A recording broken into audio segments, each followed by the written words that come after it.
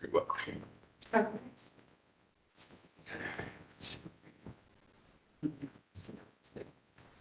All right, it's our status over there. Ready to roll.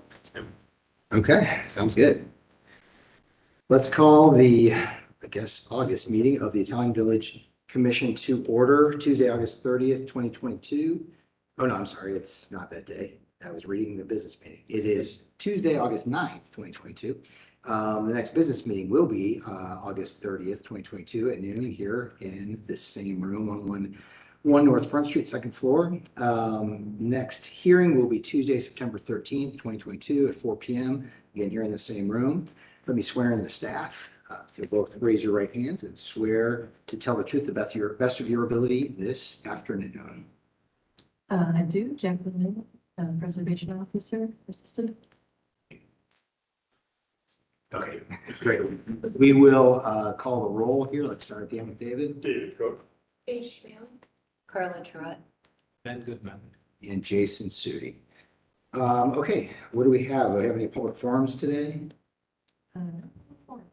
Okay, sounds good.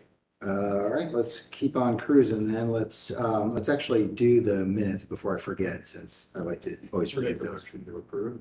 All right, all in favor? Aye. Opposed? Abstentions? Okay, sounds good.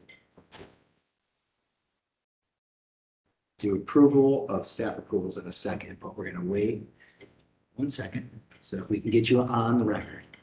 Sit. Here, come over here. David threw us into a whole disarray today by shifting the seat. Or I guess. That's true. Okay, if you would state your name for the record. Shannon Fergus. All right. With that, let's do approval of staff approvals. What page do those start on staff? Is it 6? Page 6, I think. They do start at page 6. Okay, great. I'll make a motion to approve. Excellent. Can I have a second? Second. Okay, we'll do the approval and then we'll go back for abstentions. So all in favor? Aye. Opposed? And 4 abstentions. I'll read them off. 141 Punta Alley. 47 East Prescott. Did I miss one on the bottom there? Oh yeah, I'm sorry, I missed one. 302 East 4th.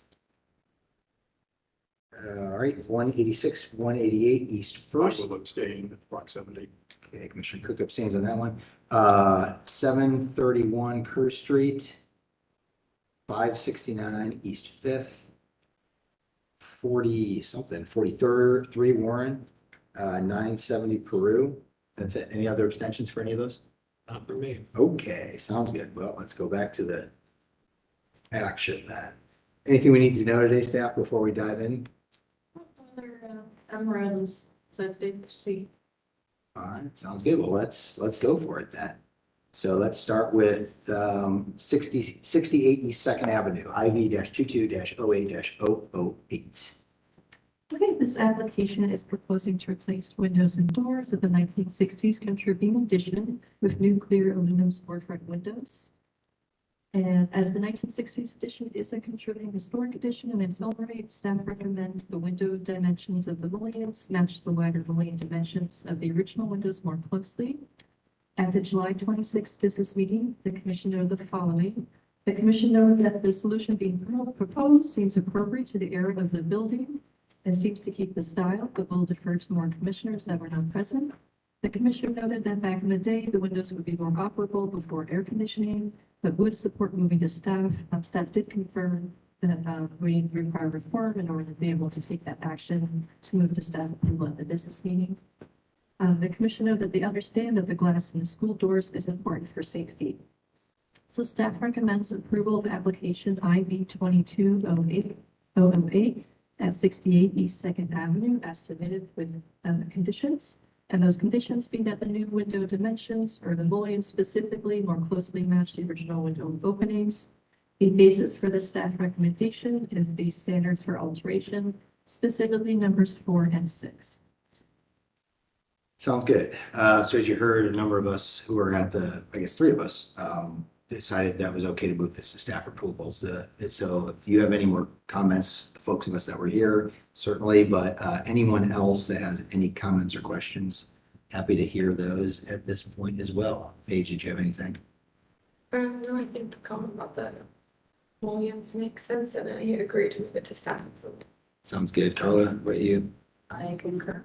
Okay. Shannon, do you have anything? Nope. Okay. Anything addition since I we support approval. Okay. Anybody want to make a motion? I move on application, what's in space already, 2208008. to approve as submitted and with the stipulations provided by staff. Second. All in favor? Aye. Opposed and abstentions. All right, that one passes. Great. Moving on to the second one, IV 2208009, 640 North High Street.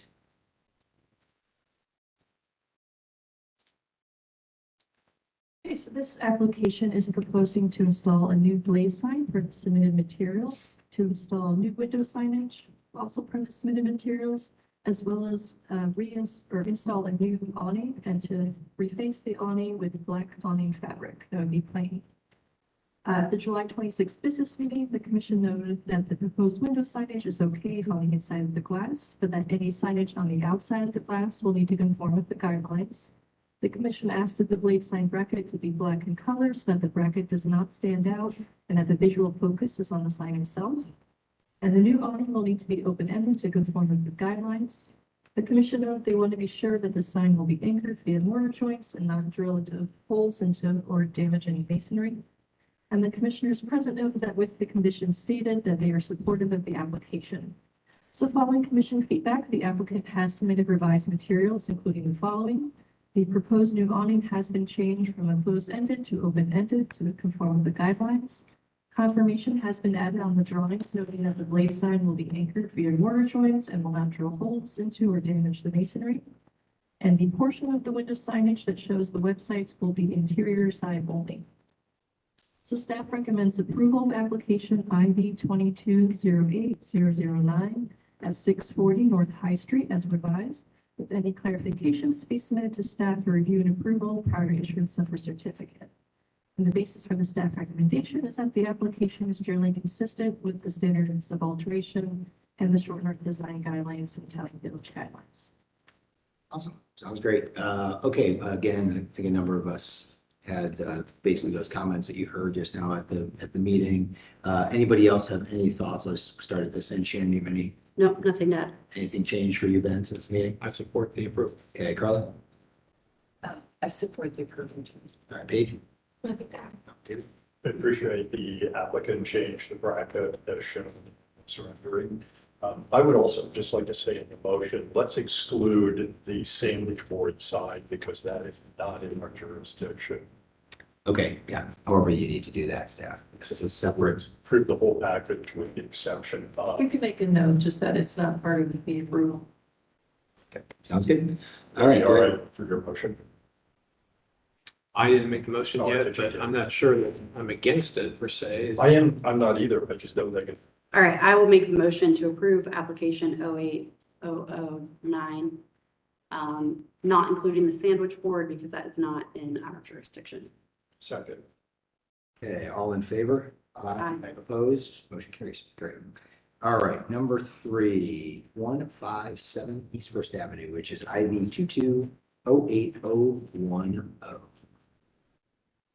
Okay, so for number 3, the proposal is for landscaping and exterior alterations. The landscaping to construct a new retaining wall at the front of the house along East First Street. And that would match the retaining wall of the Sacred Heart Catholic Church that's across the street. To expand the brick walkways and patio for the submitted materials, the new brick would be the Belted Bellcrest 560 to match the existing brick and to replace plantings for the submitted materials. For exterior alterations, the proposal is to install a new limestone stoop and steps at the rear south elevation, to install new wood steps at the side doors, where there are currently existing wood steps, and to replace siding at the west elevation of the garage with new floral siding to match existing, and to repaint the house and garage, and then the colors are listed for each of those areas. So the commission may want to discuss whether the proposed retaining wall match the style of the residential neighbors or the neighboring church. Otherwise, the commission noted that they appreciate the wall section detail that was submitted and that the submittal was a good package with helpful information. And the commissioners present noted that they would be okay with the application going to staff, but again, we needed a quorum at the business meeting. So staff recommends approval of application IV 22-08010 at 157 East First Avenue with any and all clarifications to be submitted to staff for review and approval prior to issuance of her certificate. And the basis for the staff recommendation are the standards of alteration, and that the application is generally consistent with that, as well as the standards for site improvements. Okay, sounds good. Steve, are you gonna come up? I will swear you in once you get. All right, if you could raise your right hand, state your name for the record, Steve Hurt. and you promise to tell the truth in your testimony this evening to the best of your ability. I do. Okay, excellent. Do you want to tell us anything about this before we dive in? The landscaping is mostly just updating the existing landscaping since I made the house into one. So it's just sort of connecting all of those things. And then the retaining wall, it's just to clean up the front. There's retaining walls on most of the street going west. So, and honestly, I don't really want to do a 50s or 60s weird residential retaining wall. Okay, well, we had talked about it at the meeting. I was the one who mentioned it. It's an awesome note, the wall section, because that's what we're asking. Like pretty much everybody who submits needs to submit, no one ever seems to submit them. So that was very helpful. David, you want to start? Do you have any other I comments? think it is a very complete plan. I have no objections to it. Totally in favor of it. Jacqueline, though, I would like to just add a note. Across the street, major sections of the church walls were damaged well over 7 months ago, and nothing has been done about it. Can we make sure that code gets on that or Yes. get it replaced? And by the way, it could be a good time that the craftsman that would do one could maybe do the other. So I would like us to take some action on that because it looks terrible the way it is. That has nothing to do with Steve's application. I'm totally in favor of this. Sounds good. Paige? Yeah, I think, again, thanks for some more details. I think that's very helpful from the limestone stoop as well as the wood stairs being proposed. And since a lot of this is kind of like for like, yeah, I have no further comments. Carly, do you have anything? I could say the same thing. Really well done package. This was done by the outdoor space design. Will must have had a really good teacher. And I think he did an excellent job. I hope you'll tell him that. Does he get an A? Track. You have anything, Matt? I support the project completely as is submitted today. Same. Okay, same here. Can I have a motion? I'd like to make that motion. Do I have a second? All right, all in favor? Aye. Opposed? Great, excellent. That is passed, and you are our next applicant as well, so you can remain in place, already sworn in. We are at 673 Kerr Street, IV 22-08-011. Staff, tell us about this whenever you're ready. Okay, this is an application for new construction. The proposal is to construct a new garage per the submitted materials. The garage would have asphalt plantings from the approved list. Siding and trim would be smooth cement board and hardy board. Windows would be aluminum clad, 4-light gel blend colonial grill and bone white. A passage door would be a Therma-Tru smooth painted fiberglass, and the overhead doors would be a clopay paneled steel. And the applicant noted that no variances are required. So at the July 26th business meeting, some commissioners asked about the paint finish for the overhead garage doors, noting that several garages have gone by in the village that have a primed white bright color, which end up being highlighted in the village, and want to be sure that the garage doors are not bright white. The commission noted that they appreciate the 2 garage doors and that the garage generally appears to be simple in style and appropriate. In response to the commission feedback, the applicant noted that the submitted example for the garage doors is just an example to show the style. and that the garage doors can be refinished in other colors or can be painted to match the proposed trim color.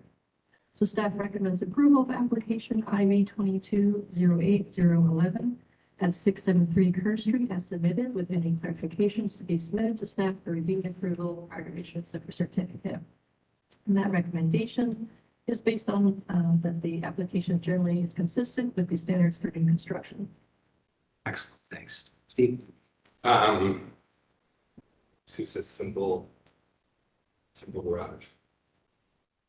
And because we face Brickell, the access is off Brickell. Brickell is actually pretty wide, so we can do 2 doors and works out. Did you have any information on the garage door color? So it'll probably be sort of a taupe color that would match the windows of the house. I think either the commission or staff approved replacement windows for a lot of the house. So we will be probably using that taupe color. All right, Shannon, what do you have? Nothing. I think it's a complete package and okay for approval. Sounds good. Ben? I also support, I appreciate the 2 doors and the actual overhangs and the soffits and good details. Thank you. And I support it. Carla? I support it as well. It's a lovely garage. Gage? I just have one question. It's about the existing fence.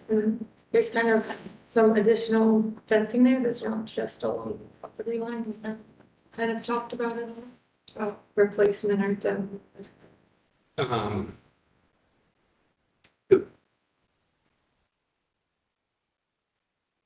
Somewhere along the line, this fence got built and it's not on the property lines.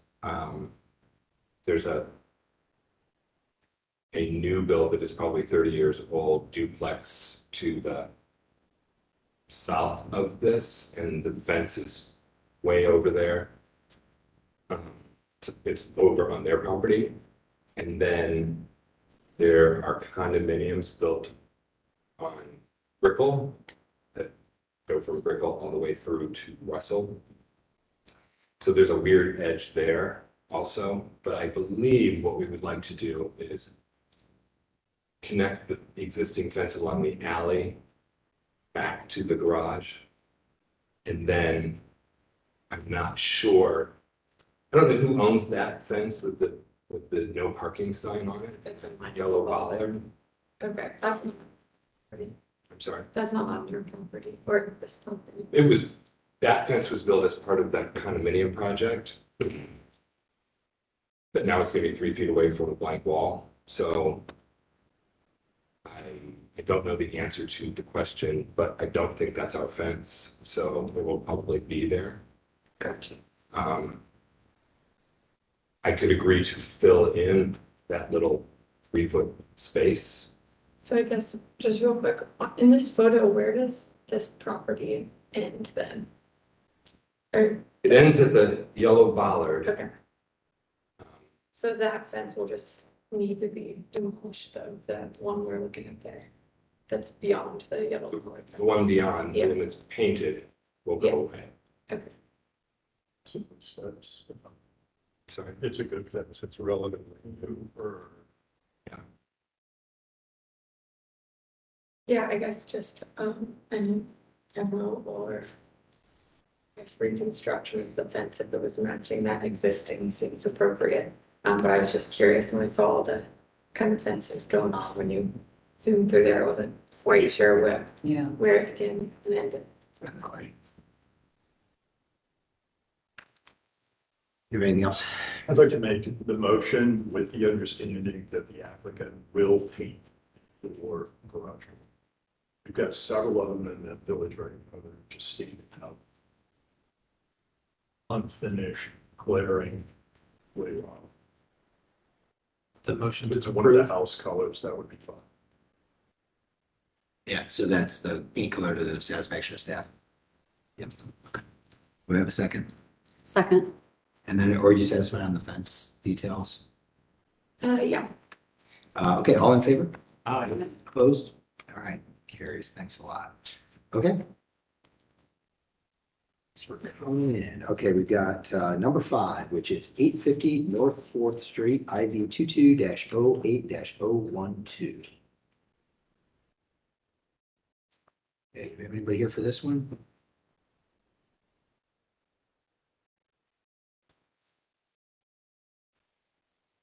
Hello. So once you get settled in, I'll have you both raise your right hands, and we'll start with you. State your name for the record. Morgan Gelman. John Wahami. And would you both promise to tell the truth in your testimony to the best of your ability this evening? Okay, great. I'll have staff go, and then we'll turn it back over to you. This application is proposing exterior alterations and signage. For exterior alterations, the proposal is to install orange brake metal wall panel to the 4th Street canopy and columns and the 1st Avenue canopy for the submitted materials. To install 3 orange brake metal wall panels wrapping around the top of the column corners at the corners of 1st Ave and 4th Street and the 4th Street entrance and the corner of 4th Street and Auden Avenue. To install light fixtures beneath the 4th Street canopy and install a sconce light fixture beneath the 1st Avenue canopy. And then for signage, the 1st Avenue entrance would have the installation of 2 address numbers, one on each side of the middle wall panel on top of the column. And there'd be the installation of an address numbers on the plaque sign below the canopy. There'd be the branding sign. This must be the place wall sign and the star on the canopy, and the wall sign by the bean and booze sign beneath the canopy and sconce light fixture. At the 4th Street entrance, the proposal is to install an address number and star on either side of the middle wall panel at the top of the column, and to install a branding wall sign on the canopy. At the corner of 4th Street and Auden Avenue, the proposal is to install a star on the south side of the middle wall panel, to install approximately 57 to 58 square foot painted wall sign, the athletic company. So the application was previously reviewed conceptually at the July IBC hearing. Some guidelines to note that apply here for that each ground floor tenant space or building, if the single tenant occupancy may have one projecting sign and either one wall sign or awning sign as approved by the commission. That pedestrian-oriented signage is preferred, with projecting signs the first preference and wall signs the second preference. And that auto-oriented signage is generally not appropriate for this pedestrian-oriented district. The signage message should be designed in a simple fashion. It may include the business name, logo, function, and/or street number or address and related artistic treatments. That signage has often been mounted on a stole lintel between the 1st and 2nd story. The maximum allowable area for a wall sign that will be supported is 25 square feet. That wall sign should be located within a signage bay between the 1st and 2nd floor windows. Where windows do not exist, the nearest building or buildings in the same block should be used for determining window heights. And regardless, the top of wall sign should not exceed a height of 20 feet measured from grade. And that painted wall signs may be appropriate on surfaces that have previously been painted, but are not appropriate on unpainted surfaces. So at the July 26th business meeting, the commission noted the following. Some commissioners noted that a lot of sheet metal products without a backing or core have not performed well in the past and tend to oil can. The commission noted that Aluka Bond is an example of a brand that has worked, but it's not the only brand. The commission noted that they can discuss at the hearing about whether the proposed application has the right amount of color or material. And some commissioners noted they are okay with the proposal as long as the material's color is okay. Some commissioners noted that they lean against directional signage with addresses off-site. Some commissioners have concern about the athletic sign, although noted that it is while a nice design element. The concern was that unless the applicant can show a systematic solution for how this will be done building-wide, they could not support and have previously leaned against large signs. Some commissioners noted the star is a graphic element and they're okay with this. Some commissioners noted they are excited about the overall package, okay with the stars, but that the athletic sign is oversized. They noted that there is no door at the athletic sign location and understand that this surface is the most legible after going by the door, but do not believe the scale of the sign can go outside the guidelines. Some commissioners were okay with the black paneling, but noted that the letter scale need to be reduced and suggested that perhaps this could be pushed to the outer edge to have greater visibility beyond the tree. The commissioners noted that they appreciate that the other sign was confirmed to have been removed. And some commissioners noted the area where the metal wrap is already metal is already metal on metal and are okay with this being the same treatment and being on a modern building. And that then this is the place is between signage and advertising and are okay with this as it is not quite advertising and feel that this is a creative approach. In response to commissioner feedback from the business meeting, the applicant has clarified that the text portion of the athletic sign will be approximately 15 square feet. We do need clarification from the applicant to clarify the size of the sign as a whole. As the sign in its entirety, including the sign band, appears to be larger than the maximum square footage supported by the guidelines. The applicant has included a proposed alternate version of the athletic sign, removing the black sign band with just the letters painted directly on the brick. And so we have the commissioner comments from the July 12th meeting that was conceptual included. And the staff recommendation for the application, staff recommends continuing application IV 2208012 at 850 North 4th Street to allow the applicant time to revise the application to meet the guidelines. The staff recommendation is based on the short north design guidelines, including the ones that are highlighted earlier in the staff report for general guidelines, wall sign guidelines, as well as these standards for sign improvements, specifically letter C. All right, thanks. Would you like to begin, Lori? Yeah, of course. So we just kind of took back some feedback and worked with our design team to give you a new iteration of our signage package. Again, we're just really doing this to increase. Excuse me just a minute. Could you check, do you have a green light on your microphone? Yes. Okay. Maybe we angle it a little bit closer to this. Yeah. So we are really doing this to help the standard, or any of our guests that are coming to any of our businesses to locate us in the Italian Village. I think we've kind of struggled with that, whether it's Thrive Companies or the athletic gym that just opened in this past January. Our leasing team has kind of struggled to have residents find where they're going. So we're really looking forward to adding building signage to just identify ourselves. We added material information to the packet. We did pick a very high-end material for the metal blocking. And then like lighting specs as well are included in the packet. Great. We'll just kind of go around and get everybody's thoughts, and then we'll go from there. Ben, do you want to start since you had some thoughts on this the other day when we were meeting? Sure thing. First of all, I support the material choice. I think that you've shown with your material package that it's a material that is less likely to have problems with oil canning.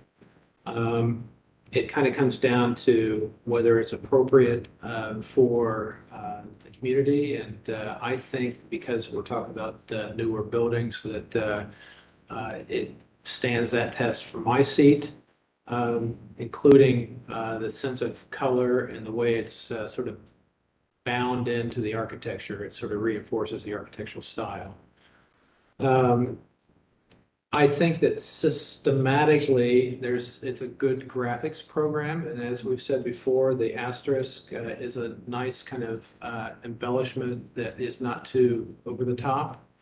And with its panel, in some corners, I think is an appropriate kind of approach for marking a site without, again, being over the top. So those things are going well. I have expressed some concern about any sort of directional signs that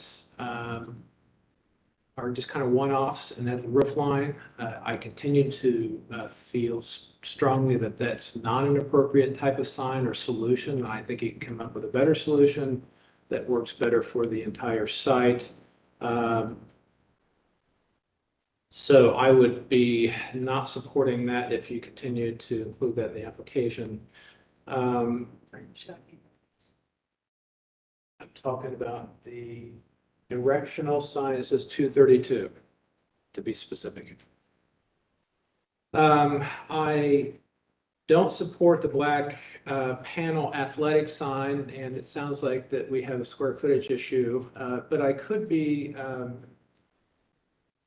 convinced that the painted application, given the way we've approved that in some other locations, and generally speaking, paint on newer brick could be appropriate. So it could be that your alternate concept for the athletic is appropriate. I'll be interested to hear what else everybody has to say. So I am largely supportive, but there are a few things that if aren't changed or deleted, will get my unsupportive vote. Gotcha.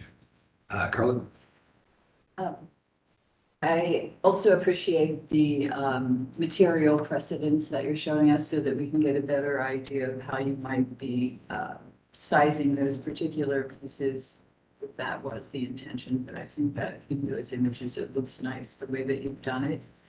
I kind of, and I wasn't quite sure if Ben was talking about the pieces that are up high that have the number with the asterisks on them. To me, they seem quite high. It's not something that I, would not approve it for that reason, but I'm just bringing it up as a suggestion. I think that the rest of the package in general looks really nice. The one thing I didn't quite understand, I'll come back to the athletic piece, is on page 15, you have the series of colors and we see the different kind of shades of teal or whatever you would call that, then the darker, very dark one with the orange. Is this absolutely the color palette that you're going to use, or is that just an approximation? These are some of the color palettes that we were in favor of. The orange is something that really stuck to us because of that mural that we're doing on the other side of the building. Short 54 lines. So we kind of like how the orange kind of tied into that mural that we're going to be doing on the side of the building. So we could expect to see something very close to this. Mm-hmm. That's correct. And then also just to add on page 6 is the actual color for the metal system. It's called Cooperl. While we're between speakers, I do have a question. Is that color going to be applied by way of vinyl or by way of Kynar paint or some sort of painted surface, or is it a stock color? It is. It's a stock color, so I'm assuming that they powder coat it, so it is extremely durable and should last a long time.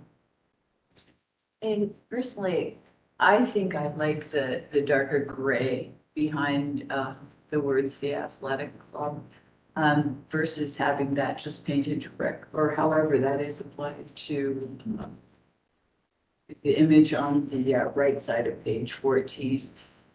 Maybe the black is a little intense, but I really honestly don't mind that one as well. I think it fits in with some of the other colors that are already a part of the materials of the building.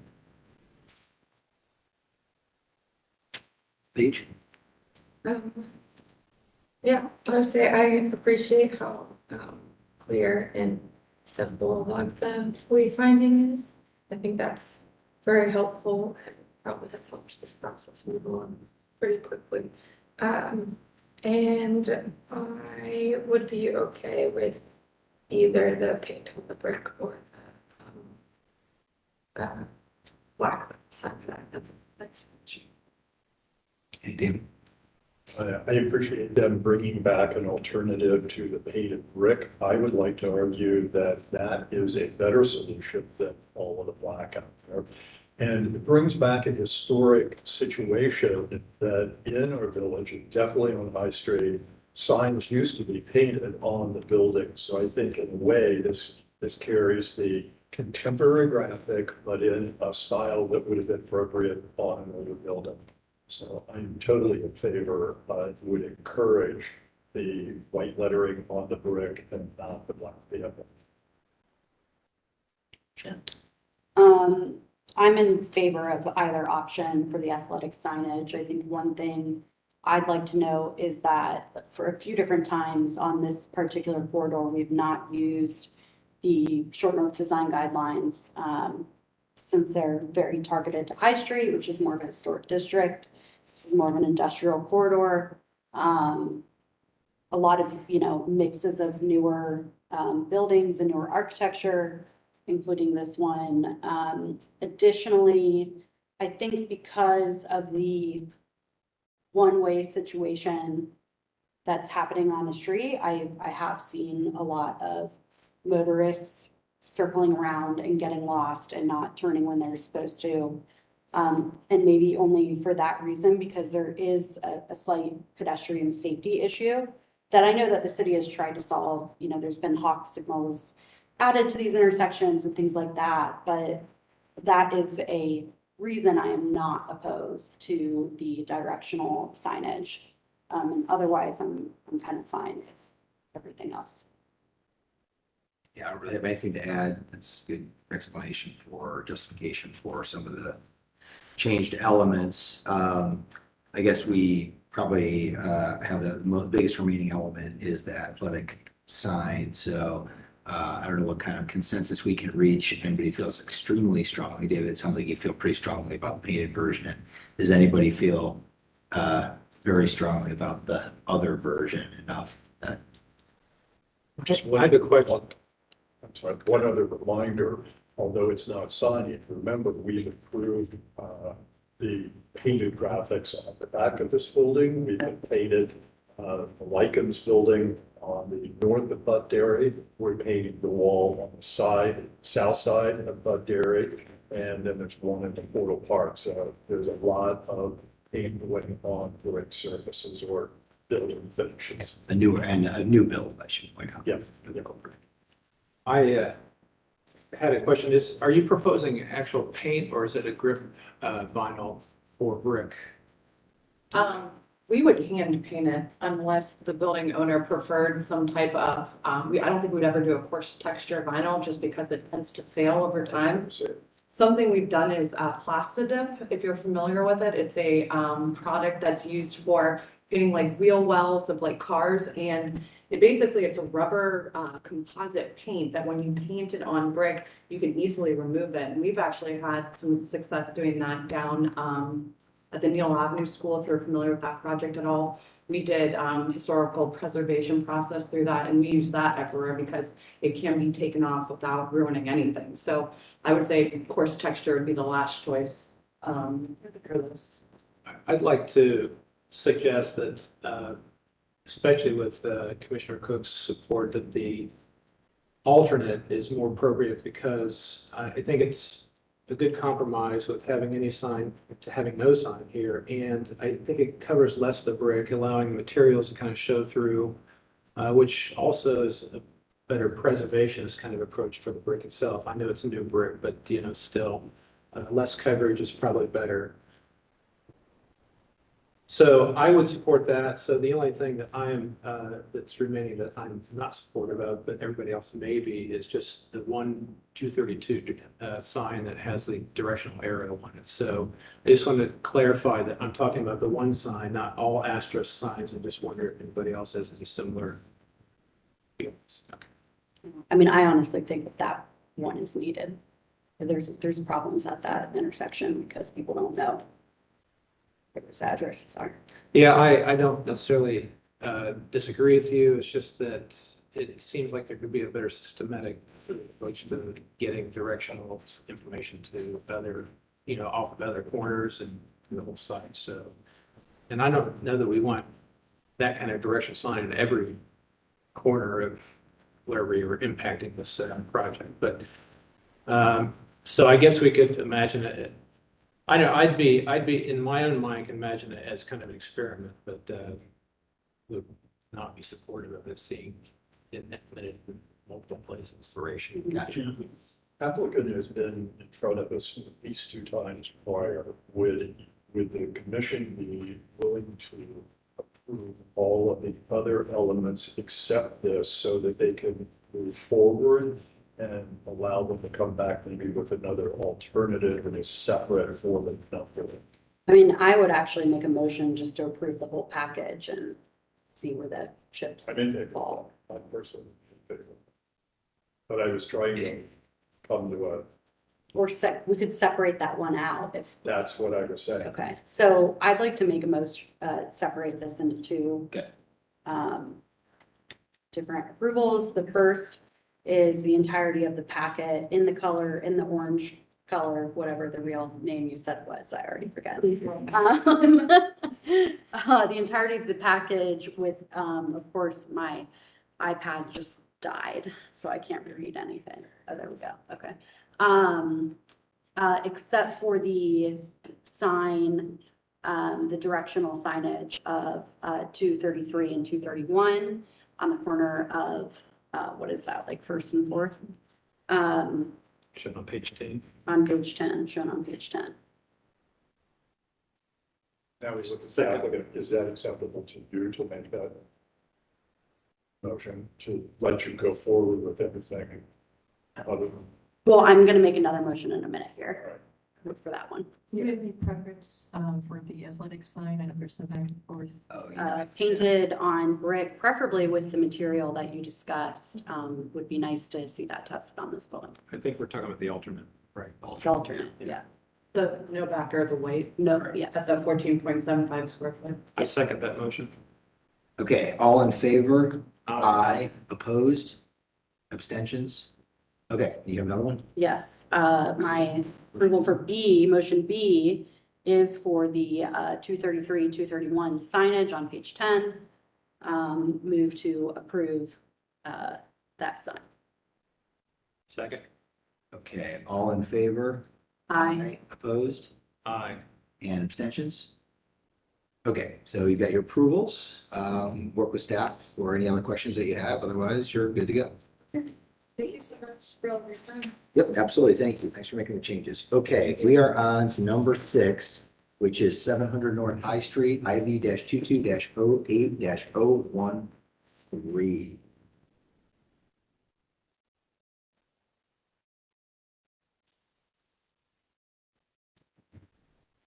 How are we doing tonight? Whenever you two get settled, we'll swear you in.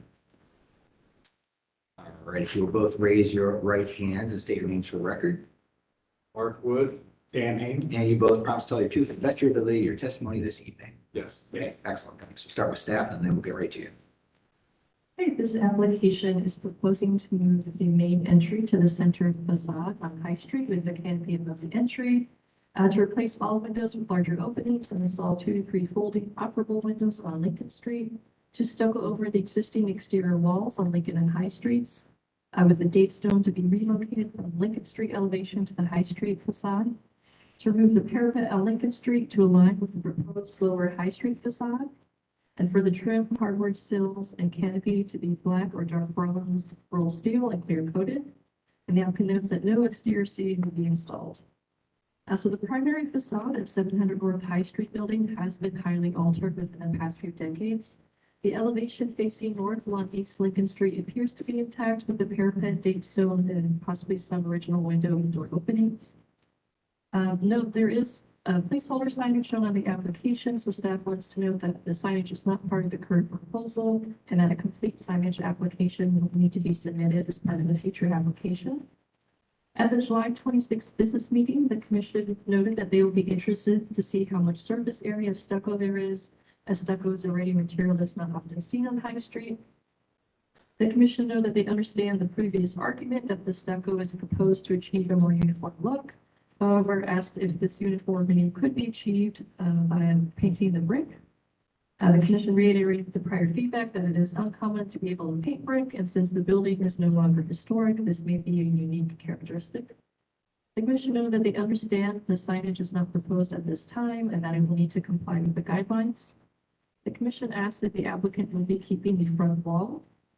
The commission noted they would be interested to see how the cornice will be constructed and asked if this is a false masonry product, etc.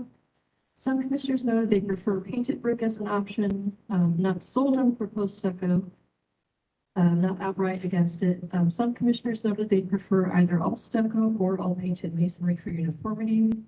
And staff confirmed that the applicants say they'll be submitting photos of the glazed tile block following the commission request from the June 22 meeting. So in response to the commission feedback from the business meeting, the applicant has submitted updated drawings with changes that include another window and a mural area. And the commissioner comments from the June 14th meeting are also included in the staff report. So staff recommends approval of application IV 2208 010 at 700 North High Street as submitted, with any clarifications to be submitted to staff for review and approval prior to issuance of the certificate. And that recommendation is based on that the application is generally consistent with the city code standards for alteration. All right, great. Art, Daniel, will you take it away? Sure. So I think that we've listened to both what was said in the commission meeting and the business meeting. And we've made some alterations according to those. I think that to get to the question of stucco versus the paint, one of the things that we have altered is that one of the reasons we were suggesting sort of paint at the rear end of the Lincoln facade is that we had utilities there that was going to cause us problems with stucco. We've actually then decided to relocate those utilities sort of below grade stuff so we can have full access so we'd be consistent with the stucco.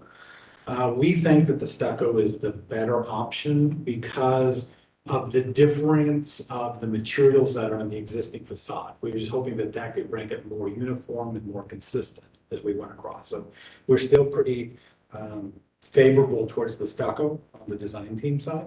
Another piece of detail that we wanted to add, you notice that we called out a stone base. So at the very base of the building, the stucco won't come to grade, but we've got a nice little dark band to keep that nice and clean as well too, happening through there.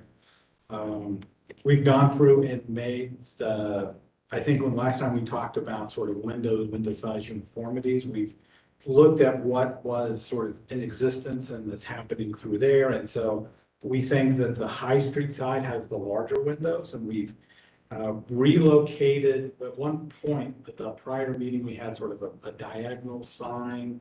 We think that it'd be best if we sort of make that the same size opening as the windows. Now, the signage is placeholder, and once tenants come in, obviously they will come back with what that sign is. We've also got a couple options on the lighting fixtures that we're recommending. We have one's a little bit historic and one that's a little more contemporary. I think we prefer the contemporary one, just make it nice and cleaner. Would love some feedback on that. Let's see, am I missing anything? Since we're stuccoing, I think that the Cornice piece, we would probably look to make a pre-manufactured piece that we're going to stucco over versus trying to get back in and sawtooth and brick to then stucco over. So I think that was what we recommend for there, just sort of ease of construction.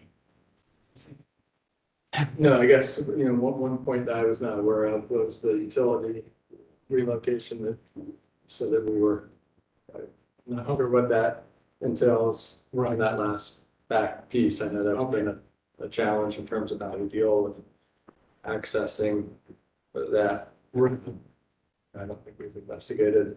I'm sorry if I missed. No, moving the pole. I think we talked about cleaning up some stuff that was on the side of the building. Right. That could go underground, but in terms of kind of the overhead stuff, I think that's still maybe a challenge. Okay. And we need to kind of work through that little section. All right. But that's just, the raised section back in the back building. Okay. Okay, let's start. Anybody in particular care to start on this one? Can I just start with a question real quick? Absolutely. The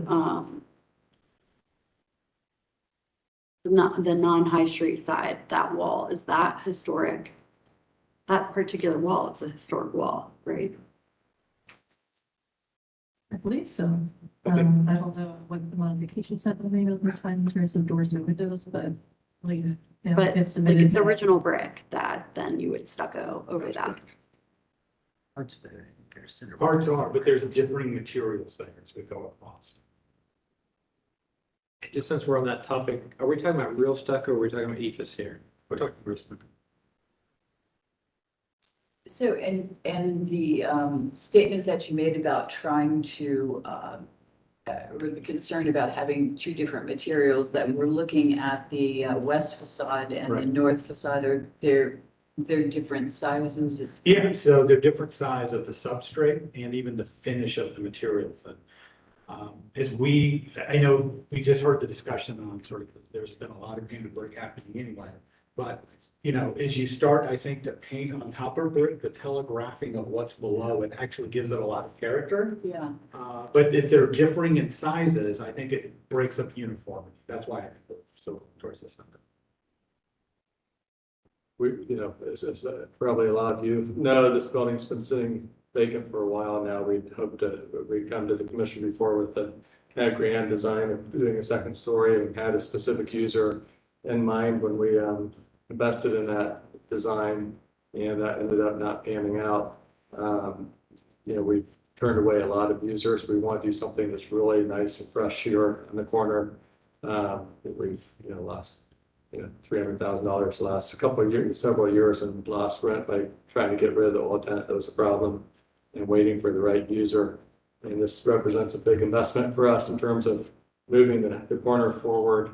And with the full commitment, we're going to try to really pull it out for the right user. And we really want to put ourselves in a position to recruit someone really good by investing in a corner that's architecturally really a nice statement for the block. And we think this will really present well. And our vision certainly is restaurant first, and restricted late hours and those types of things in terms of what we're trying to do here. So I think that I support what you're trying to do. I do, and I support the overall concept. What I don't support is the stucco, especially over the historic brick. I think paint would be fine. This has already been, the historic brick has already been painted once, clearly. But unfortunately, I would like to see it painted. I just don't see, or that brick, the front brick facade removed and somehow trying to match the historic brick. But stucco to me just seems inappropriate. If I could just interject, I think, and in some of the original images we showed, the building was stuccoed. I don't think it was painted. I don't think it was. Derek and I were looking at that, and I said, no, I don't think it was. Just, but I do believe that it's hard to achieve what we're trying to achieve without being able to turn the corner with a similar material and something that feels elevated. I think it's not going to ever come off as elegant and long-term, but making a long-term investment here. This is certainly more expensive than painting it for us, but we're promoting this and proposing this because we think it's the right application for the corner. And frankly, it'd be hard for me to make an investment of everything else we're doing in the structure without ending up with something that we feel really good about. This is a higher investment for us to, so I hope that the commission will get that some. Yeah, just real quickly, just to clarify, because staff, you're recommending approval based on the lack of evidence or quality of the. Yeah, that have taken place, and then the building overall doesn't retain character, but I'll leave the nuance to. Yeah, gotcha. Okay, I just wanted to make sure that was the case. Gotcha.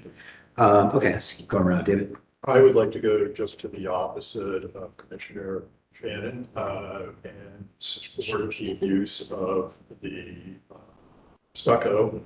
I think there are numerous examples of stucco walls and buildings in the short north, particularly Mona Lisa sideways at that end. If you remember before the Joseph went in, the George Bellows mural that was on the entire side of the building was stuccoed. So I find it an appropriate material, and I want it unified. I don't want to see a west side and a north side. And the fact that they worked very hard to unite this to be one continuous cube on a corner of a very important street in the short north, I think it should be stucco. I also would like to support the contemporary light fixtures on it, because actually, I think they're almost there now that was done when level was in there, so it wouldn't be anything shockingly news at all. It became, those kind of lights have become pretty much a standard down on the old Grigsby space, et cetera, and so on, so it's not foreign. And I think this is a better solution than what was proposed before, both in scale, uniqueness, and let's hope it does attract the right tenant this time in Smiths. Paige? Yeah, I'll first say that I appreciate the attention to the border, even though we are moving that entrance. It kind of speaks to the progression that the building has taken over the years with wrapping that corner with that glazedness. I think that's nice. Also helps kind of extend the pedestrian walk and make you feel like you can venture down Lincoln. So I think that's very nice. I am a little bit torn on the north facing brick wall. I think even just kind of, well, one question for you, I guess, is the parapet that's being raised on that north side, is that giving you more space? Is that truly just to match that front parapet? No, we've actually taken space away from the building. If there was a second floor balcony in the space that, you know, our feeling was that the only thing that was going to serve in terms of attracting tenants is a club type atmosphere. And we've actually gotten rid of the second floor balcony. And, you know, so it will be a one level restaurant with the exception that there's a little bit of basement space and there's a little bit of office space in the back, but we got rid of the second floor balcony in the space. So the existing structure, if I can answer the question as well, is the reason also that those three windows on the Lincoln facade are a little bit lower is that that is where the structure is. It's lower than it's on the high street and then jumps back up to where that parapet is. So we're trying to, as much as we can, read what's actually happening in the building, but trying to make it as consistent as possible. That was sort of where we ended up. Okay, gotcha. So that you're not changing really any of that space facing north. You're just in like creating a taller parapet. Well, that taller parapet is there. We're just sort of leveling off the parapet as it comes forward. Oh, so I see on the High Street side that parapet's coming down. Because right now they're two different heights. So that High Street one's coming down. Right. I gotcha. Okay. We want to bring a little bit more pedestrian scale to the Yeah, I this is a appreciate one-story building. Yeah, I think that will be very nice too. Yeah, the reason I was just asking was about the kind of different details in the parapet facing north. It just brings some of that more historic character to it. Which maybe if we could keep some of that and use the stucco, I think I would be okay with that direction. Carla?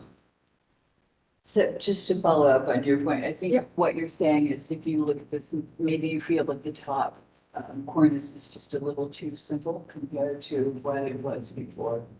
And with, I think, yeah, not necessarily for like historic reasons, but just to give some ode to that brick wall that's there now.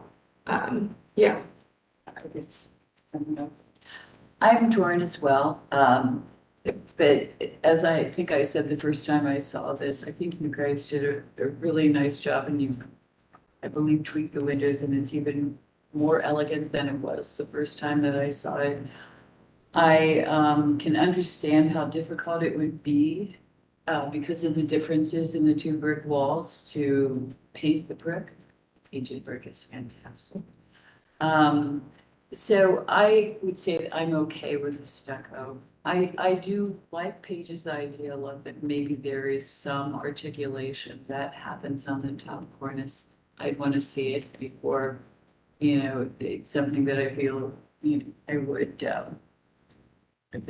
that I would make a requirement even. But the one thing I do wonder about the rendering, and this is, I'm sure the rendering, it appears just to be so bright white, like a pure white. Are you guys thinking of having it that pure white? I don't think we want it to be as bright and as white as the computer rendering comes off. I think we have to balance that. We want it to be white and contemporary, but as we all know, there's a bazillion kind of whites in it, and it's still a little warm.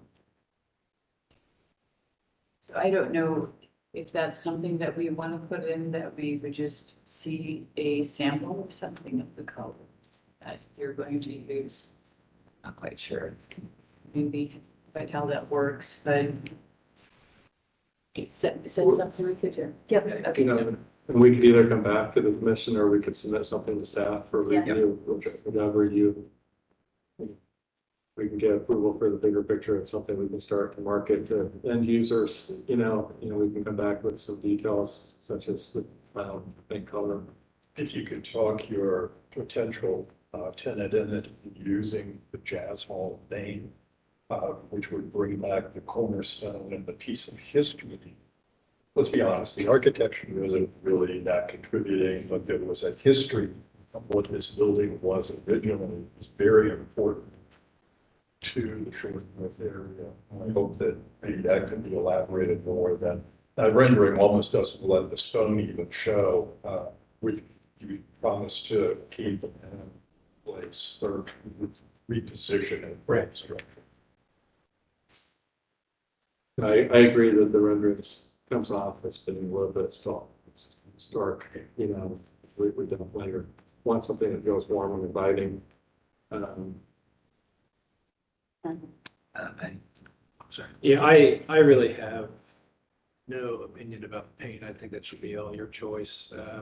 How, I think there's something kind of appealing about the black and white, but I'm okay with the modern gooseneck lighting. I think the sign locations are conceptually fine. And I do have a question about the door vestibule. Is that flush with the facade, or is that take a step inward?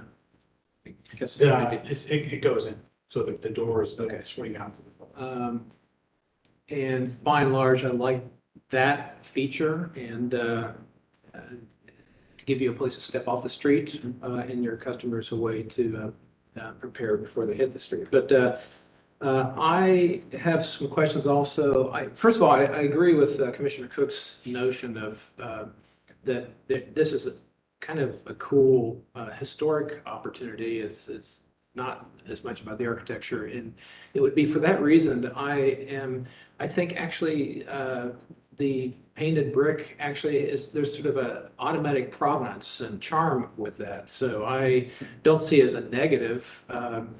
And so as I'm searching for positives for stucco, it just seems a bit heavy-handed, and perhaps a little too obvious to cover up everything. I understand how it's a good design solution because it covers up all the ills of whatever's going to happen to cobble this all back together. But it seems to me that there's also an opportunity in that sort of cobbled together kind of approach that will be unified with the paint largely. So I support the paint more so. It's not to say that I couldn't be convinced with further discussion that stucco might be the only solution. After all, there is a building right across the street that does implement stucco, so it's not that it's completely foreign to High Street in this corner. I do have a question about the cornice itself and how that's constructed. And as silly as it sounds, the edge detail as it meets the brick building, if you did stucco, is it going to be projecting further out? Or we're going to see a J channel along there. But more important, this cornice, which I think is nicely designed. And I think, by the way, that the continuous parapet is an appropriate way to go with this. But what is the cornice? So, I mean, we drew it as if it was going to be a standard brick cornice, right? Meaning built on, sort of pulled out the proportions based off of the brick cornice. If we went with stucco, we think that we could probably get a pre-manufactured cornice that would match that pattern that we would stucco over. Right? So it'd be easier. Now, if we have to then figure out how we're going to do painted brick on the thing, we then have to go back to then another brick, like two different bricks, because there are two different bricks as existing now. And, and just sort of get to sort of figure that piece out. That's a good answer. I understand more completely what's going on there. I guess, but importantly for you, I think that if I were asked to vote on this today, I would vote against stucco. It's not to say I won't support stucco at a future meeting. So I just think that paint at this moment is the better solution. Okay, I just have a couple quick ones. The one thing I do think as I kind of work through this is a bit of a Frankenstein result of a building. So I think that effort to unify that from the exterior. Even if underneath all that, it looks, who knows, but at least it's got a little bit more cohesion.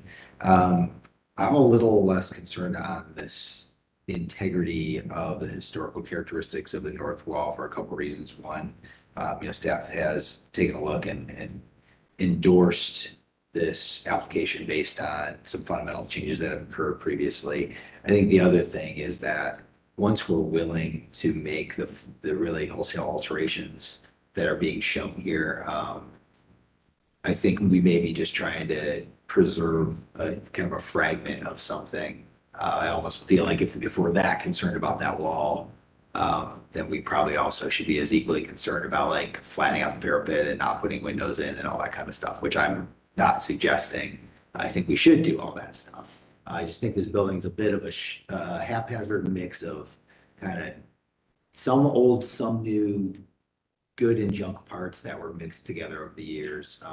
And I think the other part that really started making me think about it a little differently, I can't remember David or Ben or somebody pointed out at the meeting, that there are actually these connector pieces that are existing now. I'm not even sure if they're made of wood or something, some kind of panels. So, it's not quite as straightforward as just, we really are, it is a whole new facade in a way on both sides. Imagine taking that whole corner out. I'm agreeing with you. Yeah. When they talk about the brick saving the brick wall, come on, look at that.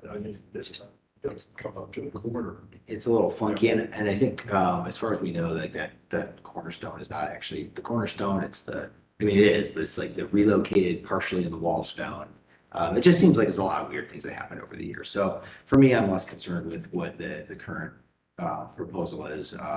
I agree. I think we want staff to be sure that whatever that edge that met the next building, if you do get approval to do stucco, is appropriate. However you make it match that building is, I think, the most important thing.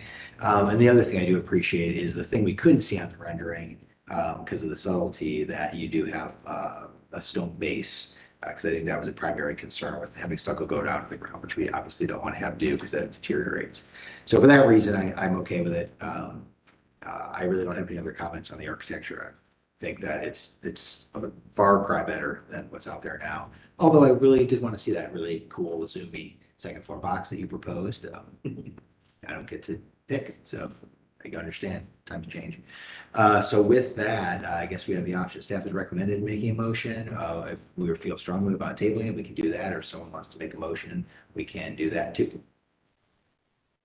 We'd have to ask the applicant if they wanted to table.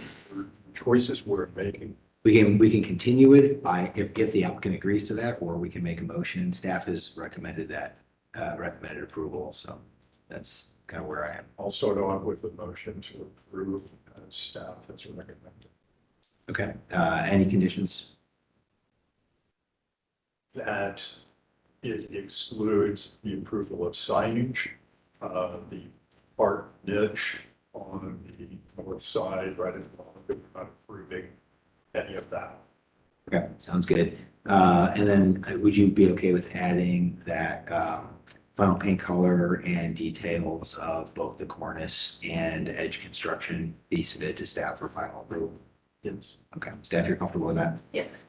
All right, do I have a second? I second it. Okay, I'll do this by voice vote since we may have some dissension on this one. I will vote yes. Shannon? No. Ben? No. Carla? Yes. Paige? Yes. And David? Yes. Okay. Motion carries. Yeah. Okay, with that, we are down to conceptual. Is that correct? That's right. All right, excellent. So our next one will be 1101 North Front Street, which is IV 2208-014. You can have those applicants. Oh, yes, we already have this applicant. So for the record, is Steve Burke, who has already been sworn in for a previous application. So whenever you're ready, staff, we will hear your thoughts. Okay, this conceptual application is proposing to add a roofed canopy over an existing side patio. The roof would be open with bar joists with a steel deck and membrane roof, and columns would be painted steel. The construction would be similar to that of the existing addition. So at the July 26th business meeting, the commission noted that they understand the application is very conceptual and do not have materials quite yet. The commissioners present noted that they do not have significant issues with the concept. They did have questions about the sturdiness of the materials and how the materials will appear. The commissioners noted they appreciate the proposed structure appears to be finding a sense of permanence versus the in-between structures up for most of the year. The property does have such large outdoor space that it is weather dependent. The commission asked how the fencing will be oriented in the existing space and how that corner will be reconfigured. Commission asked if this could be a greener corner, a more landscaping, and requested a site plan. The commission asked about the post near the building edge in the elevation drawing and whether that post was within the property line. The commission noted that the structure could possibly be perhaps set back 8 or 10 inches and have an eave like a porch. But noting that as configured, the structure looked tentative and would prefer more natural integration with the building following architectural cues nearby. It suggested that maybe other industrial canopies nearby could offer example cues such as the one near Hamlet Street and Detroit Avenue. And finally, the commission asked if the south end of the structure is attached, suggesting that perhaps this could sit up on the parapet as this may appear more natural to the building.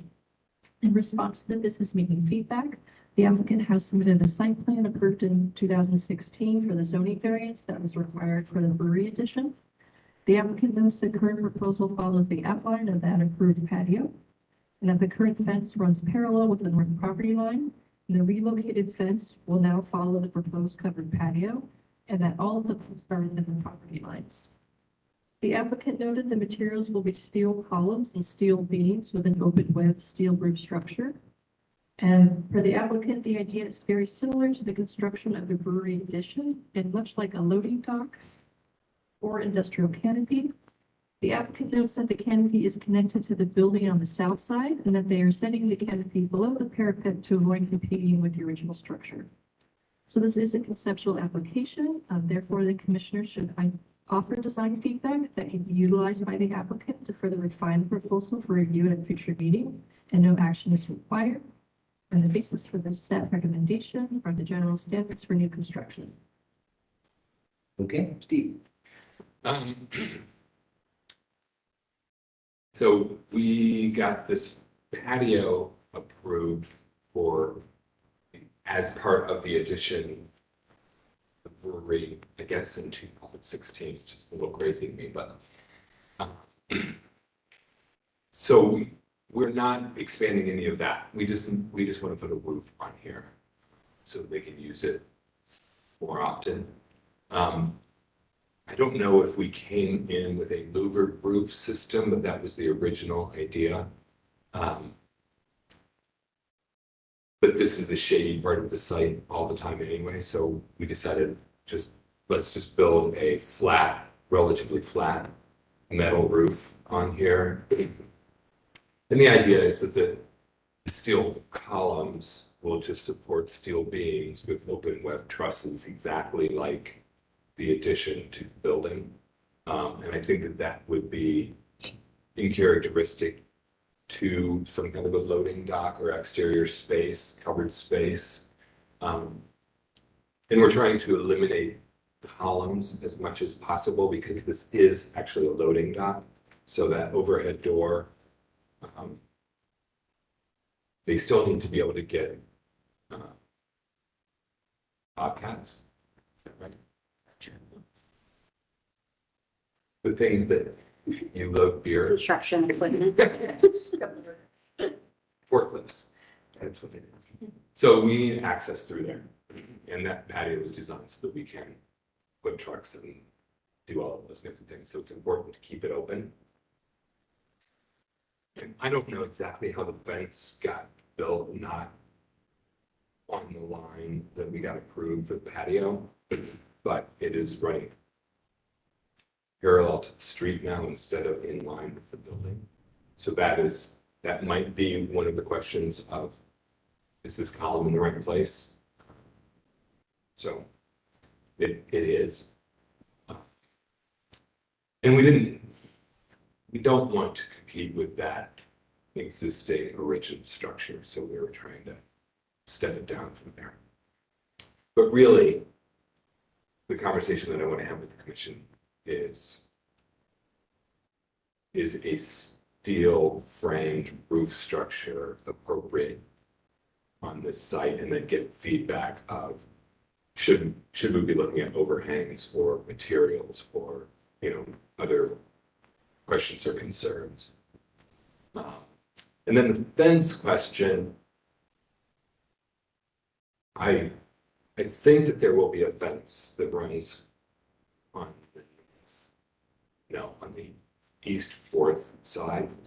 But really all we need is planters over there. So if the commission wants to see more green space or whatever, we can build more planters and whatever. Yeah, just a couple quick things on that site plan that I'm looking for next time, and then we'll get into the architecture of the structure. I like the fact that it has that fence personally, because it has such an open area on the 4th Street commercial corridor. And this is where, as it transitions, into more residential, even though there's commercial directly across the street from here. Others may feel differently. It was more of a question of what you're gonna do with that fence as it exists, since the footprint of your patio is different. And, it cuts in at the back. It looks like there's some kind of service area or something. So the way you've drawn it, it just doesn't match with the physical shape of the fences now. So basically, whenever you come back, if you can just do a more elaborate site plan that shows where the fence is gonna alter and where it might need to move if you're gonna keep it. And I think keeping it's fine from my perspective. And also, it seems like it might have to either cut back in if it's still gonna accommodate the food truck in the same location or whatever that is. The other thing I noticed on the site plan is that there had been a couple parking spaces that butted up into that, which I'm not advocating to do that.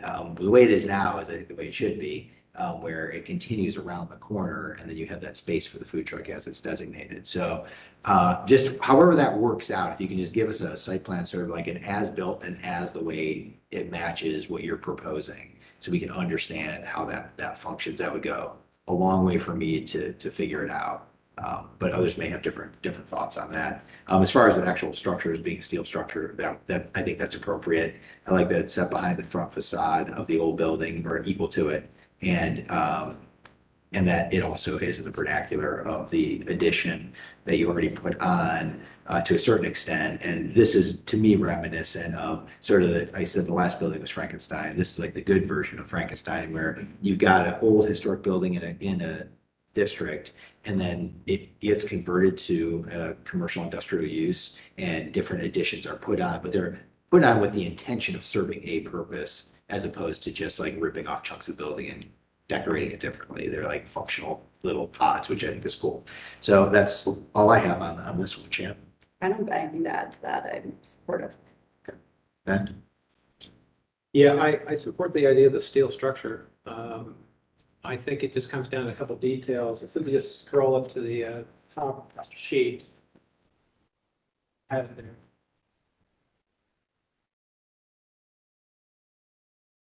Just up there is a couple elevations. Just that one I page. guess maybe it's. Yeah. All right, so just at this corner and this corner, that such has such perfection alignment. So either so it feels like it's more cobbled instead of trying to go to the designer's eye of finding perfect alignment. So I think that yeah, and by the way, I think I could also get behind that it's completely freestanding.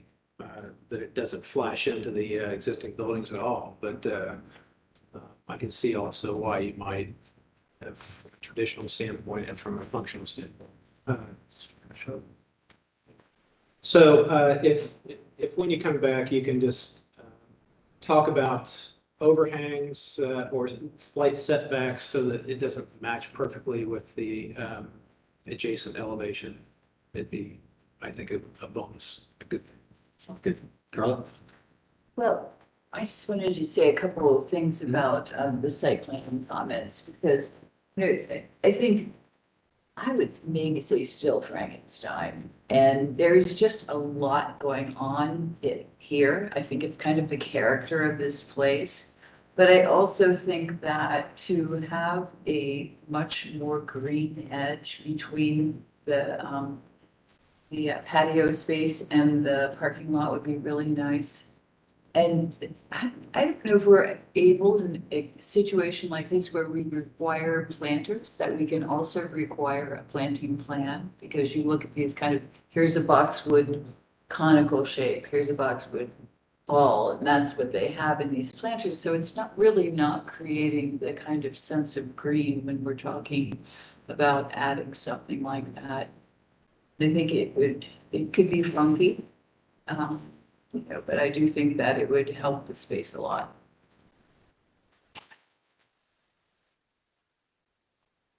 Paige, your thoughts?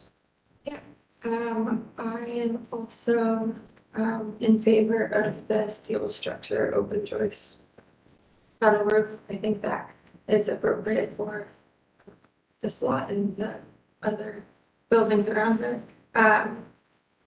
I would agree that kind of differentiating the, this like covered kind of addition from the existing garage would be preferred, whether that be even maybe lowering it a little bit away from the existing parapet or making it freestanding, like was brought up earlier. I think it could help kind of pull away from the existing structure and let it read as something else. And then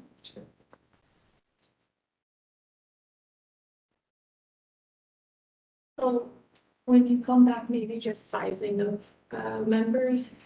We've had this discussion before sometimes where we did see sizing and then the steel posts themselves was a very tiny, flimsy situation. So I think that would be helpful. David? I'll be real quick in favor of a freestanding structure, and to all of us, I think this becomes the prototype for other things we know where quote beer garden canopies are being talked about on temporary precision. So for me, it needs to be a solution that could maybe be thought of in other locations. I definitely think it needs more greening and screening. Also, when you come back, please talk about the lighting solution, what will happen rather than a bunch of Edison lights on a string, something more original other than that.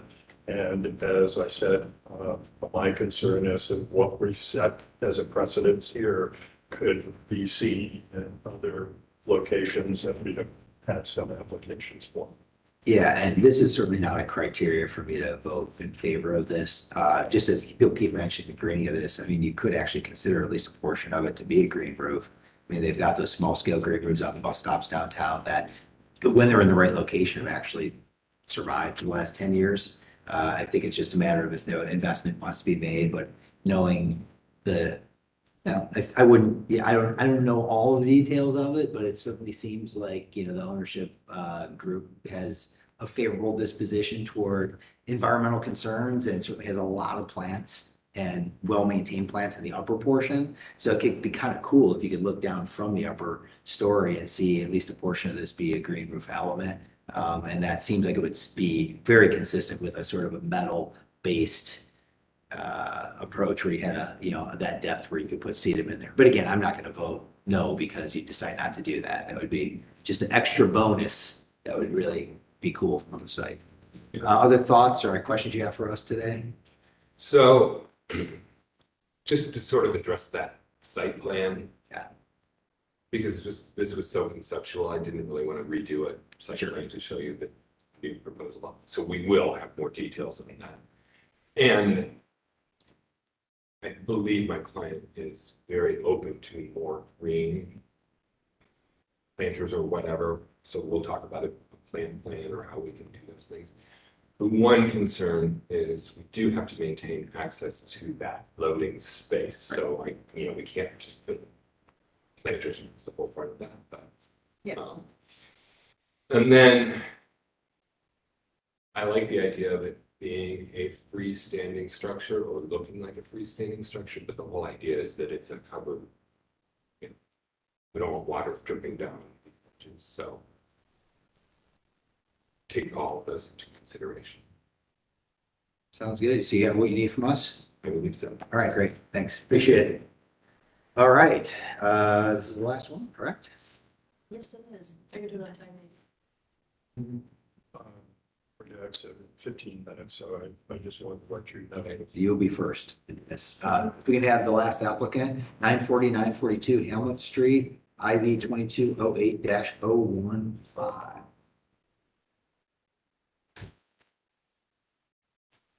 Okay, once you guys get settled, we'll swear you in. If you both raise your right hands and state your name for the record, Greg Anglin? Chris McCausland. and you promise to tell the truth in your testimony to the best of your ability this I evening. do. Okay, great, perfect. So we'll start with staff. Okay, so this is a conceptual application. The proposal is to construct a new carriage house facing the alley behind the house at 942 Hamlet Street. The house is approximately 37 feet in height. The proposed carriage house would be approximately 34 by 34 feet with an approximate 32-foot height. The carriage house would have a 3-car garage and utility room on the first floor and an apartment on the second floor. At the July 26th business meeting, the commission noted that they are not supportive of vinyl siding and that the proposed garage will need to follow the guidelines. The commission noted it would be helpful to see other elevations and to understand on the site plan how big the apron and setback will be. The commission noted that what appears to be a colonial style or decorative column should be avoided to avoid store sizing. And our subcommissioners have more recently pointed out that there might be large mature trees at the rear. So since this is a conceptual application, the commissioner should offer design feedback that can be utilized by the applicant to further refine the proposal for review at a future Italian Village Commission meeting, and no action is required. The general basis for the staff recommendation are the standards for new construction. Okay, I'll let you explain what you're hoping to do. Yeah, we just wanted to take a minute before we start to spend money on our end to make sure that conceptually we're on the same page. We think there's some nice carriage houses along that alley, and we think we can build something that will enhance the neighborhood and be nice and help the current tenants in the double and then also be one more unit. That's basically what we want to do. There's one big tree, but it's not much of a tree. It's kind of a weak tree. Yeah. And we understand the siding, you don't want vinyl siding, and when we come in, we'll do our best to really be prepared and to understand what you guys are looking for and to try to create something you guys will like. Okay, excellent. Well, let's just dive in. We'll give you some feedback. David has to leave, so why don't you start, and then we'll just kind of. I am really opposed to this adding carriage houses to alleyways. This side of the street of Hamlet, the back of Hamlet, there are some garages, but there aren't structures. And I'm opposed to this scale, this massing is just not appropriate for that back alley. And the picture that was shown, the tree with the car here, it's really the tree on the other side of that. It's a contributing tree. We're losing a lot of them. So I'm not in favor of that. I'm definitely not in favor of vinyl siding. So I've got to get my vote on this, it's got a long, I think a garage, 2-car garage would be fine, but not a structure, not a residence. Okay, Paige, you want to go next? Yeah, I guess start that I'm not against putting a residence back in this area. I think sometimes, again, ADU is a helpful way to take advantage of kind of the more housing that is needed around. But I will say that the height, I think, is extremely, you said that main home is 37 feet, and I think this one was 32 feet. And I think generally for even garages back on alleys of shorter height, more like probably like 16 feet or something, is appropriate on that alleyway. So I think a drawing showing kind of additional, maybe taking heights of additional carriage houses on that alley, so we can kind of get kind of a framework of what else is going on that alley could help. As far as the design that you guys are headed toward, as far as it not being a historic looking design, I am okay with that as well, because as it is a new build, and it's on the alleyway, not interfering with the existing building. I would say that we wouldn't want it to overtake from the character though surrounding it and that being part of the height issue. And maybe the specific facade facing that alleyway. So one thing I think I heard was talked about at the last business meeting was like kind of that column that is shown as like a nod to historic feature, and you kind of have to pick one way or the other. If you're going modern, go modern. If you're trying to fit in with the context of that as well. But those are my initial thoughts. Carla?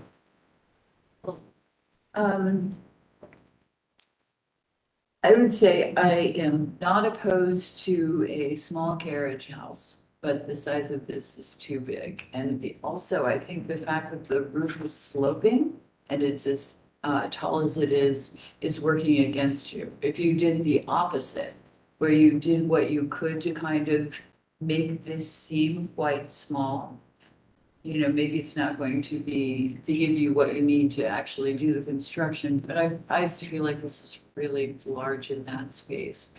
I feel strongly that it should be positioned to save the tree. I would have an arborist out. I'm sorry, position what? To save the tree.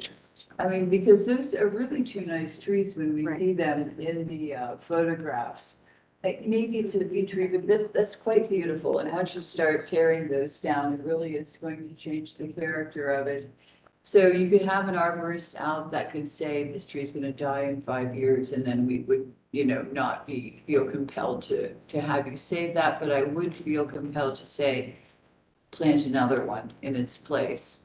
A tree can lose about 1/3 of its root system before it will die. So you can infringe to a certain extent, but no more than that. And so maybe that also means considering how you place this within the backyard. Does it have to go a few feet more to one side than the other or something? But I would definitely, for me to approve this, want to know that this is a very small kind of, you know, quaint structure that could be hidden by some trees and landscaping. Ben? I'm also in support of carriage houses, and I was trying to figure out where everybody's getting this dimensional information, but I guess it's in the staff report. So, yeah, I think the key things here are the site plan, so we get a sense of how much space is around the shoulders of this thing, and truly the scale of it in the property, and the roof line. I think it's some good points made, both from the standpoint of that sometimes a double pitched roof gable makes things seem less massive. You know, this single slope roof always has a tendency to make it feel like it's really thrusting and you know, at you to the eye. So, and to the point about modern, I think that's what we're talking about. It's like a single slope roof has its tendency to look modern, but I think that you're probably going to see the easiest path to the end on a more traditional roof line. If you feel like you still got to do the single slope roof, I think it's probably going to have to come down a little bit, and maybe the choice of materials helps support it as kind of a more modern concept. But so I think you've got to solve those things first before we even get to the materials and the lighting and the balcony and that kind of stuff. I'd like to see a site plan to look at the lot coverage. I agree that the height, I mean, just needs to be smaller than the, you know, shorter than the original home. I'm in favor of ADUs, so that's not as much of a problem for me. I think it's just about fitting in with the character of the street and being small enough. I think you're just going to end up potentially getting a smaller of an apartment than you had been hoping for. Yeah, I'm an advocate of these accessory dwelling units. So I think it's just a matter of scale. I don't think it needs to be as small as a garage. I think there's a lot of good examples, even just further down the alley you can look at. I think it's very ambitious to try and get a 3-car garage and to get like a full size, whatever, I mean, basically a house above it, just a matter of shrinking that a little bit. You have some advantages and disadvantages, I think, where you're located. One advantage is that at least along Second, there does seem to be a little extra height on some of those houses that you're pretty much right behind. So that gives you a little better context. So if you can kind of show us what's going on there. For some reason, this is like one of 2 alleys in all of Italian Village that Google does not drive down, so. That's what we were doing. Can't look at it. So I was like, why can't I? Trying to get down this alley on Google. I mean, I used to live right down the street, and I walked down it a million times, so I'm very familiar. That being said, you have some advantages in that, there is some larger context, like in specific areas, like on Second, certainly back on College, there's a very large building that, butts right up against this alley. On the other hand, it's a pretty skinny alley. I mean, it is not inappropriately named Back Alley, which is, you couldn't name it. If you came up with a joke name for an alley, you couldn't come up with a better one. So there's a much smaller, really a garage that has a little bit of carriage house elements to it, almost right across. It's a really nice screen and like kind of a late lawn that you kind of trim on it.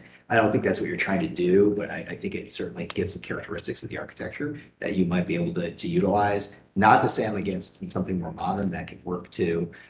It's just maybe easier if you use some more historic cues just to get it to get it kind of move forward. So yeah, I think there's options, and if you kind of go up and down this alley and others, I think you'll find some examples that you could use that I think will still achieve your goals. Might just not achieve all your goals. You might not have 3 cars parked in there. You might only have 2 and 1 parked outside or on the road. But hey, I live in a house where we have 2 cars and 1 garage, and we're doing all right. All right. So I have one more thing. yeah, too. sure. We're talking about the site plan is, I think it'd be helpful to see, whenever we are doing these ADUs, like, an intentional sequence from the main street back to the ADU, I think can be very helpful in these neighborhoods. So, if there is some type of, plan to use one side yard or the other side yard for an entryway to the ADU, I think that's, helpful with the site plan as well. Yeah, 2 things. One, we keep saying, if you're not familiar, it's accessory dwelling units. So that's why we keep saying The what now? ADUs. ADUs. Basically, what we mean are like carriage houses behind houses. So it's just, It's a zoning term. yeah, for it. it's a zoning term. The one thing I would highly encourage you to do is work with staff to have them give you, this is perfectly appropriate for conceptual today, but they'll work through the set of things that we're going to need to be able to approve it. And they can give you an example of like a site plan and, the elevations that we've seen in other carriage houses so that you could see the kind of things we're expecting to see. Okay. That would be. Something in page Screaming at me. What's that? What's it? I said Jacqueline's always screaming at me, yeah. Yeah. Something that Paige said I thought was interesting, the idea of an intentional sort of pathway, back to the unit. And it occurred to me that also an intentional place for trash and the recycling case, Yeah. since it's going to be, it's going to be occupying a big part of the site. So it's really circulation, all the way through the alley is.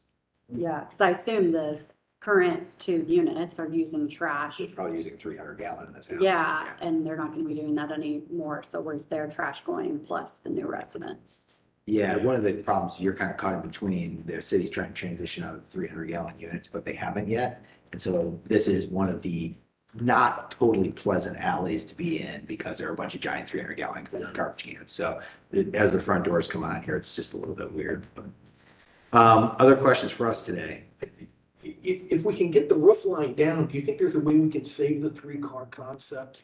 We don't know because we've only seen one side of this. Yeah. I have no idea. Okay. The site plan is going to be what? Yeah. It's about the lot. I was coverage. just mentioning that as a suggestion. It's just that we haven't, I'm trying to remember, other than some where they've done weird things and like stack parked it, I off the top of my head don't remember 3-car garage carriage houses that have been successful. This is a big getting house. We'll see. And I'm not saying it's wrong. You can't Sure. do it. Maybe you have enough size on your lot. We We just got a don't big know. lot, we got 4. Yeah, maybe you can do it. So Yeah. Okay, all right, well, I really appreciate this. This gives us a lot. Yeah, sure. To focus on at the start. But we'd much rather have you go through this conversation than draw something that doesn't work out for yourself and for us, so.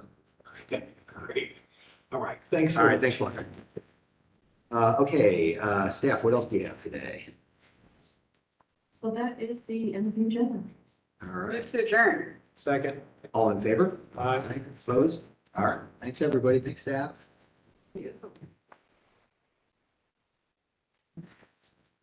Steve, you guys know as far as like, if they go to get that approved by zoning, putting in. I think Well, right